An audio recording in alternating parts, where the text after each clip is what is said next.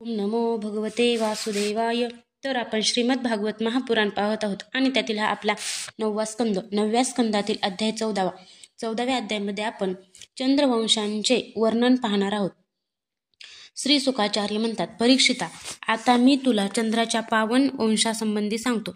या वंशामध्ये पुरुरवा इत्यादी मोठमोठ्या पवित्र कीर्ती राजांचे वर्णन आहे. हजारो मस्तके असणाऱ्या विराट पुरुष नारायणांच्या नाभी सरोवरातील कमळापासून ब्रह्मदेवांची उत्पत्ती झाली. ब्रह्मदेवांचे पुत्र अत्री आपल्या गुणांमुळे ब्रह्मदेवांसारखेच होते. त्याच अत्रींच्या नेत्रापासून अमृतमय अशा चंद्राचा जन्म झाला. ब्रह्मदेवांनी चंद्राला ब्राह्मण, वनस्पती आणि नक्षत्रांचा अधिपती बनविले. त्याने तिन्ही लोकांवर विजय मिळवून राजसूय यज्ञ केला. यामुळे तो गर्विष्ठ झाला आणि त्याने बळजबरीने बृहस्पतींची पत्नी तारा हिचे हरण केले. देवगुरु बृहस्पतींनी आपली पत्नी परत देण्याविषयी त्याला वारंवार विनंती केली, परंतु तो इतका मस्तवाल झाला होता की त्याने तिला मुळीच परत दिले नाही. याच कारणाने देव आणि दानव यांच्यामध्ये युद्ध झाले. बृहस्पतींच्या द्वेषामुळे शुक्राचार्यांनी असुरांसह चंद्राची बाजू घेतली आणि महादेवांनी स्नेहामुळे सर्व भूतगणांसह आपले विद्यागुरु अंगिरा यांचे पुत्र बृहस्पतींची बाजू घेतली. देवराज इंद्राने सुद्धा सर्व देवांसह आपले गुरु बृहस्पती यांची बाजू घेतली. अशा प्रकारे तारेच्या निमित्ताने देव आणि असुरांचा संहार करणारा संग्राम झाला. त्यानंतर अंगिरा ऋषींनी ब्रह्मदेवाकडे जाऊन हे युद्ध बंद करण्याची त्यांना प्रार्थना केली. यावर ब्रह्मदेवांनी चंद्राची निर्भर्त्सना करून तारेला तिच्या पतीच्या स्वाधीन केले. तेव्हा तारा गर्भवती आहे असे जाणून बृहस्पती तिला म्हणाले, दुष्टे, माझ्या अधिकार क्षेत्रातील हा दुसऱ्याचा गर्भ तू ताबडतोब बाहेर टाक. हे स्त्रिये, मी तुला जाळून टाकणार नाही, कारण एक तर तू स्त्री आहेस आणि दुसरे म्हणजे मला संतान प्राप्तीची इच्छा आहे. पतीचे म्हणणे ऐकून तारेला लाज वाटली. तिने सोन्यासारखा चमकणारा बालक गर्भातून बाहेर टाकला. त्याला पाहून बृहस्पती आणि चंद्र दोघांनाही वाटू लागले की हा आपल्याला मिळावा. आता ते एकमेकांशी हा तुझा नाही, हा माझा आहे असे म्हणत जोरजोराने भांडू लागले. ऋषींनी आणि देवांनी तारेला विचारले असता लज्जित होऊन तिने काहीच उत्तर दिले नाही. आपल्या मातेच्या दिखाऊ लज्जेने रागावून बालक म्हणाला, दुराचारिणी, तू बोलत का नाहीस? मला लवकर सांग तुझे कुकर्म. त्याचवेळी ब्रह्मदेवांनी तारेला एकांतात बोलावून तिची समजूत घालून विचारले. तेव्हा तारा हळूच म्हणाली, चंद्राचा. म्हणून चंद्राने त्या बालकाला घेतले. परीक्षिता, ब्रह्मदेवांनी त्या बालकाचे नाव बुध असे ठेवले, कारण त्याची बुद्धी तीक्ष्ण होती. असा पुत्र प्राप्त झाल्याने चंद्राला अतिशय आनंद झाला. परीक्षिता, बुधापासून इलेला पुरुरवा झाला. याचे वर्णन मी यापूर्वी केले आहे.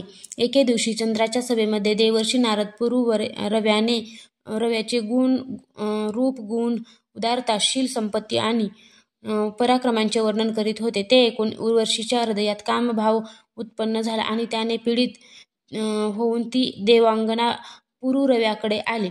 उर्वशीला जरी मित्रावरुणांच्या शापामुळेच मृत्यूलोकात यावे लागले होते, तरी सुद्धा पुरुश्रेष्ठ पुरुरवा मूर्तिमंत कामदेवांप्रमाणेच सुंदर आहे असे ऐकून उर्वशी धैर्य धरून त्याच्याकडे आली. देवांगना उर्वशीला पाहून पुरुरव्याचे डोळे आनंदाने विस्फारले.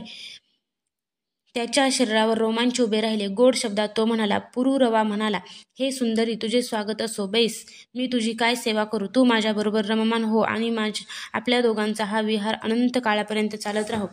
उर्वशी म्हणाली, हे सुंदरा, कोणत्या सुंदर स्त्रीची दृष्टी आणि मन आपल्यात आसक्त होणार नाही, कारण आपल्याजवळ येताच आपल्याशी रममाण होण्याच्या इच्छेने आपल्या छातीचा आश्रय घेतलेले माझे मन तेथून दूर होऊ इच्छित नाही. राजन, जो पुरुष रूप, गुण इत्यादी कारणामुळे प्रशंसनीय असतो, तो स्त्रियांना हवाहवासा वाटतो. म्हणून मी आपल्याबरोबर अवश्य रमेन. परंतु महाराज, मी आपल्याकडे माझी ठेव म्हणून हे 2 मेंढे सोपवित आहे. आपण याचे रक्षण करावे. हे वीर शिरोमणी, मी फक्त तूप खाईन आणि मैथुनाव्यतिरिक्त कोणत्याही वेळी आपण मला विवस्त्र अवस्थेत दिसता कामा नये. मनस्वी पुरुरव्याने ठीक आहे असे म्हणून तिची अट मान्य केली आणि नंतर तो उर्वशीला म्हणाला, पुरुषांना मोहविणारे तुझे हे सौंदर्य अद्भुत आहे, तुझा भावही अलौकिक आहे.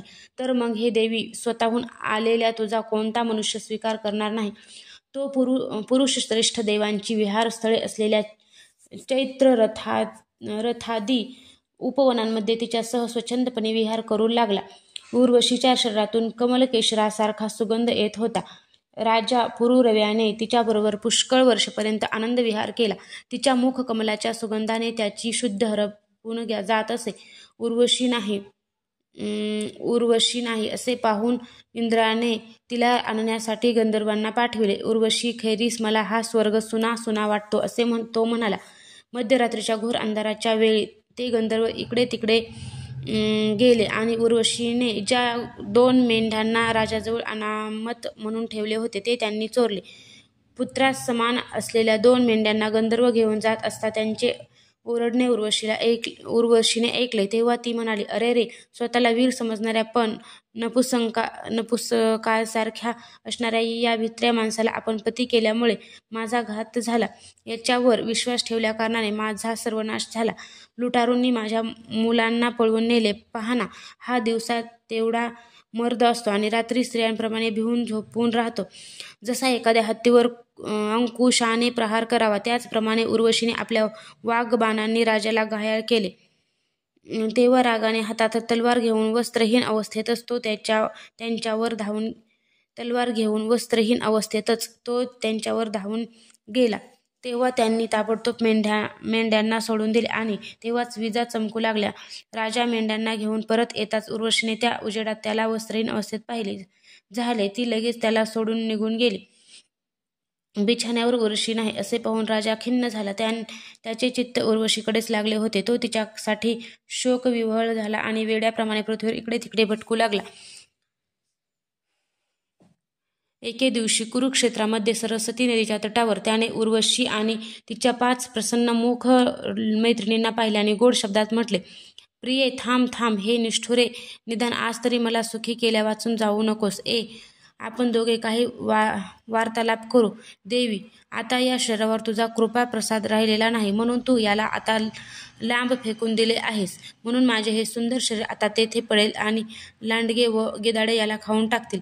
उर्वशी म्हणाली, तू पुरुष आहेस, असा मरू नकोस. या लांडग्यांनी तुला खाऊ नये. स्त्रियांची कोणाशीही मैत्री नसते. स्त्रिया आणि लांडगे या दोघांचे हृदय अगदी एकसारखे असते. स्त्रिया निर्दय, क्रूर, असहनशील आणि धाडशी कामे आवडणाऱ्या असतात. थोड्याशा स्वार्थासाठीही त्या विश्वास संपादन करून आपल्या पतीला आणि भावाला सुद्धा मारतात. सौजन्य यांच्या हृदयात बिलकुल नसते. भोळ्या भाबड्यांना खोटा विश्वास दाखवून त्या फसवतात आणि नवनवीन पुरुषांच्या आकर्षणाने कुलटा आणि स्वेर बनतात. हे राजा, प्रत्येक 1 वर्षानंतर 1 रात्र तू माझ्या संगतीत राहशील. तेव्हा तुला आणखीही मुले होतील. उर्वशी गर्भवती आहे हे जाणून राजा राजधानीकडे परत आला. 1 वर्षानंतर पुन्हा तिकडे गेला. तोपर्यंत उर्वशी एका वीर पुत्राची माता झाली होती. उर्वशी बरोबर राहिल्याने त्याला अतिशय सुख मिळाले आणि तो 1 रात्र तिच्याबरोबर राहिला. पुन्हा विरह दुःखाने अत्यंत दीन झालेल्या त्याला उर्वशी म्हणाली, तू या गंधर्वांची स्तुती कर, हे मला तुझ्याकडे सोपवतील. तेव्हा पुरुरव्याने गंधर्वांची स्तुती केली. परीक्षिता, पुरुरव्याच्या स्तुतीने प्रसन्न होऊन गंधर्वांनी त्याला एक अग्निकुंड दिले. ही उर्वशी आहे असे वाटून त्याने हृदयाशी धरून तो एका वनातून दुसऱ्या वनात फिरू लागला. जेव्हा तो सावध झाला तेव्हा ते पात्र वनातच टाकून आपल्या महालात परतला आणि रात्रीच्या वेळी उर्वशीचे ध्यान करीत राहिला. अशा प्रकारे जेव्हा त्रेतायुग सुरू झाले तेव्हा त्याच्या हृदयात 3 वेद प्रकट झाले. नंतर जेथे त्याने अग्निपात्र टाकले होते तेथे तो गेला. आता त्या ठिकाणी शमीवृक्षातून एक पिंपळाचा वृक्ष उगवला होता.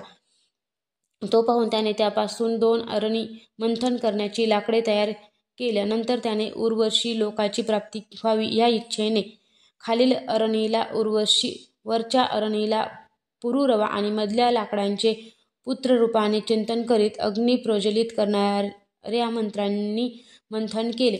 त्या मंथनामुळे जातवेदा नावाचा अग्नी प्रकट झाला. राजा पुरुरव्याने अग्निदेवतेची 3 वेदांनी संस्कार करून आहवनीय, गार्हपत्य आणि दक्षिणाग्नी अशा 3 भागात विभागणी केली व त्याचा पुत्ररूपाने स्वीकार केला. नंतर उर्वशी लोकाची प्राप्ती व्हावी या इच्छेने पुरुरव्याने त्या 3 अग्नींच्या द्वारे सर्व देवस्वरूप इंद्रियातील यज्ञपती भगवान श्रीहरींना उद्देशून यज्ञ केला. त्रेतायुगापूर्वी सत्ययुगामध्ये ओंकार हाच वेद होता. सर्व वेदशास्त्रे यांच्यात अंतर्भूत होती. देव फक्त नारायणच होता, आणखी कोणी नव्हते. अग्नी एकच होता आणि हंस हा एकच वर्ण होता. परीक्षिता, त्रेतायुगाच्या सुरुवातीला पुरुरव्यापासूनच 3 वेद आणि 3 अग्नी यांचा आविर्भाव झाला. पुरुरव्याने अग्नीचा संतान रूपाने स्वीकार करून गंधर्व लोकांची प्राप्ती करून घेतली. अध्याय 14 समाप्त.